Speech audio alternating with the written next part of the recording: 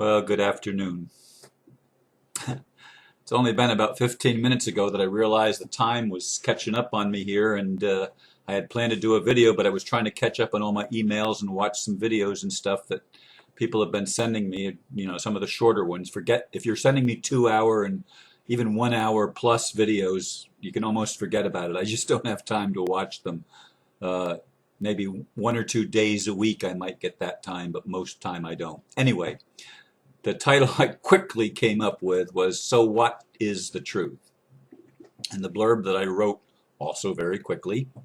A lot of people sent me the video by Dutchsinse and the American Kabuki exchange with Benjamin Fulford. Let me state clearly that I do not know what the truth is in the swirling allegations and notions being presented. All I can do is what we all need to do. Trust God in our heart and follow that leading as best we can. I'm convinced there is a divine plan unfolding, and many things are changing at all levels of society.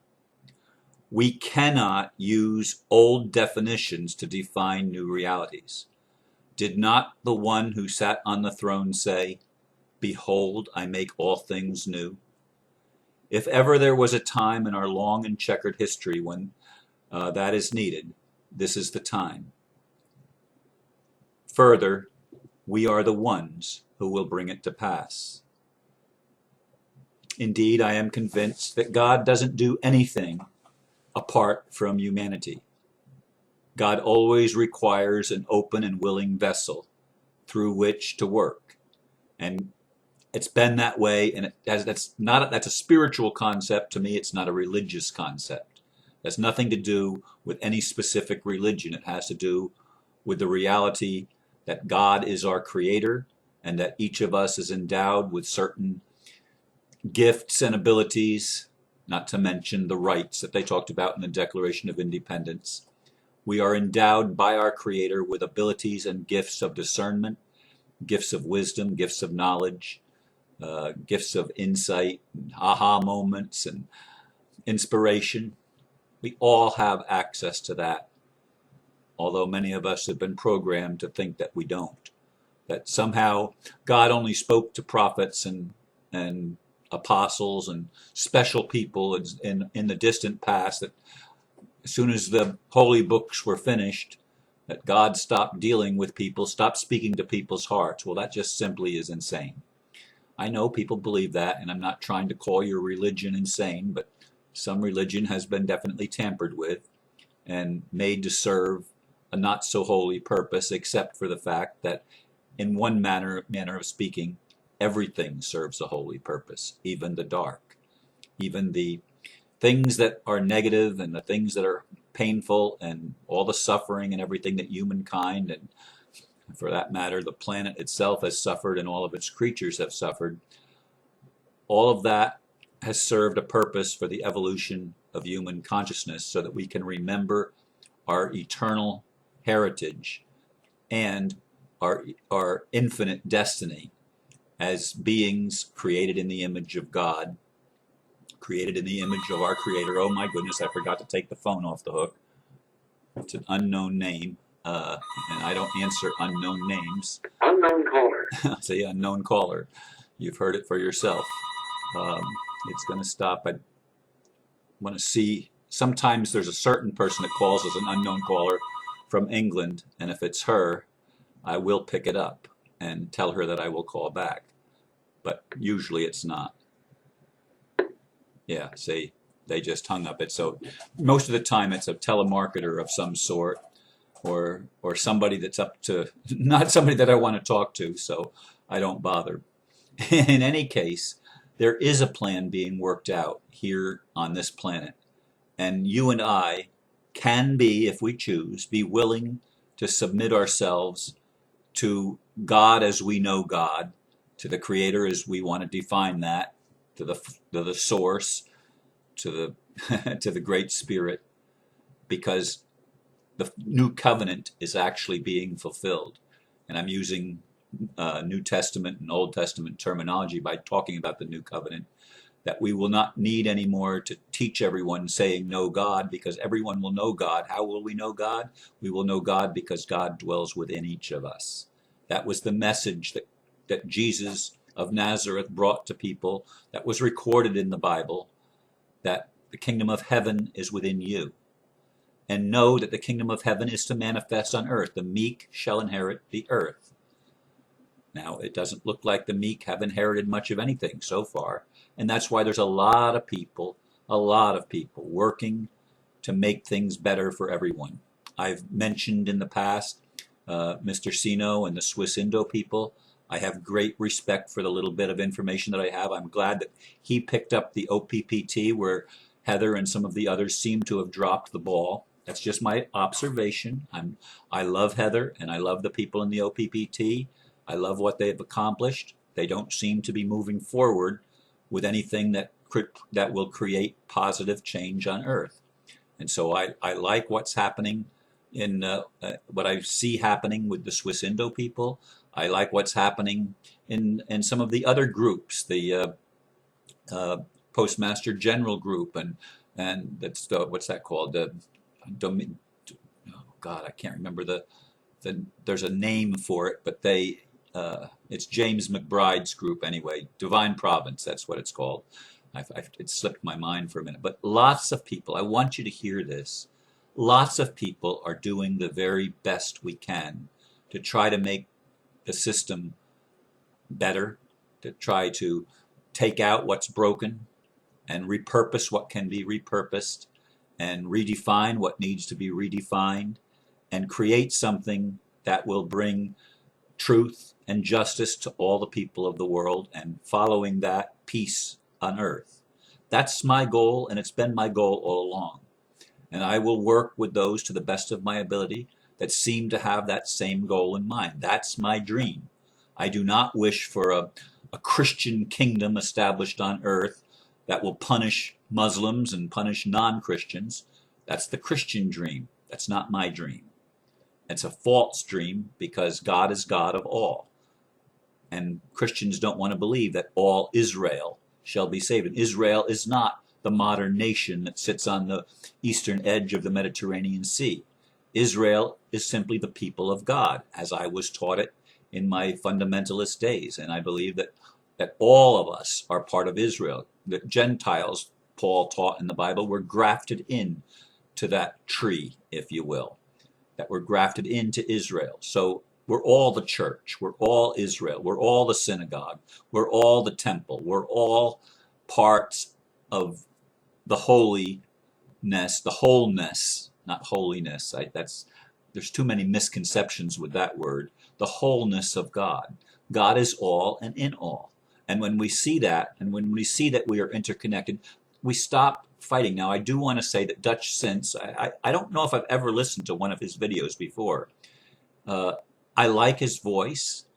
His tone seems really good. His energy, to me, seems respectable and decent. And I like Benjamin Fulford. I don't always agree with everything Benjamin says. I don't have enough information to say whether I agree or disagree with the things that Dutchsinse says, because I don't think I ever heard of him before just the last couple of days. But there's so many people that are trying to do our best to bring something about that will be a better system, that will be a notch up. We're trying to build a bridge between the old world and the new world, between the old paradigm and the new paradigm. We're trying to make that transition as peaceful as it possibly can be. And it can be peaceful. I mean, I have seen in my quiet time, in my meditations, I have seen the people celebrating and dancing in the streets as we are liberated from the lie of separation, from the lie that we can be superior to somebody else, when in fact we're only brothers and sisters, when in fact we're all level. I don't like titles. I've always refrained from taking the title reverend, even though I went to go to seminary at one point. I didn't end up finishing, but I did go to seminary. That was my calling. It's been my calling since I was a kid. But even if I was ordained, I would reject the title Reverend. It's not something, I don't want a title. I don't even like the title Mister, quite honestly. I don't like titles. I don't want positions. I just want to serve humanity. I want to do the best I can to tell the truth and to love and to be compassionate and to be kind and and to help people realize that all the things that we want are inside of each of us. That's the truth. That's the truth. It doesn't matter if the OPPT is right or Swiss Indo is right or Divine Province is right or the militias are right or any of these other groups, the Republic or all these other movements, the Umbuto or however you say that South African movement and like the Quiche Foundation, and there's so many wonderful things going on. That's the truth. That's the truth. But which one of them is going to bring it to pass? I don't know. I don't know. I think it's going to be a little bit of this and a little bit of that. I think each person is going to make their contribution. Each little group is going to play a significant role in fixing something and bringing something into being that is better than what we've known before. What we've known is a lot of lies. What we've had is a lot of confusion. And it's one-upmanship. It's a competition.